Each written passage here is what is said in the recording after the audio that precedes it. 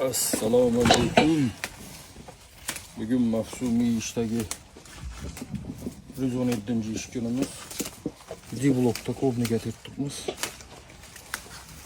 Shunda turib ko'pincha musor oqarib ketgan.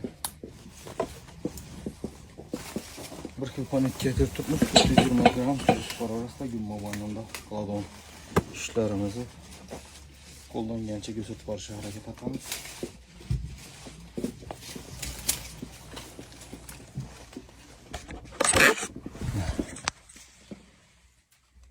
Besh panetga turib, 6 panetga bir yash musor. D-blok bilan H16 ga klubniga kirib qoldik. Xudo xolasa endi H3 bir orasida u yerdan xohlasa klubniga teramiz. Qo'llangancha ko'rsatishga harakat etaman. Hammaga rahmat. H1, 2, 3 dan klubniga terib qoldik. Xudo xolasa Glasgow B'ga botirmiz. Shu Glasgow B'ga borib no'shatishimiz ham xudo xolasa qo'ldangancha sizlarga ko'rsatishga harakat etamiz. Shungacha bir like bosib turishdan chiqmasin. Hammaga rahmat, sog' bo'ling, salomat bo'ling.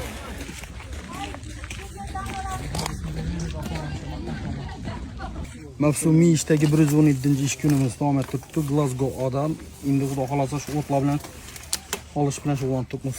Shu qo'limdagi shoxani necha olib o'tma kim biladi? Qo'limda. Bilsangizlar shu kommentariyga yozib o'tinglar kan, nechunligini. Mana kuzatishni davom eting.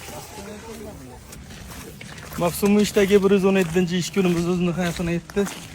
7,5 soat ish bo'ldi. Kuzatib boraverasizlar, kim shunday mavsumiy ish qiziq bo'ladigan bo'lsa, hammasini qo'ldangancha sizlarga ko'rsatib borishga harakat etaman.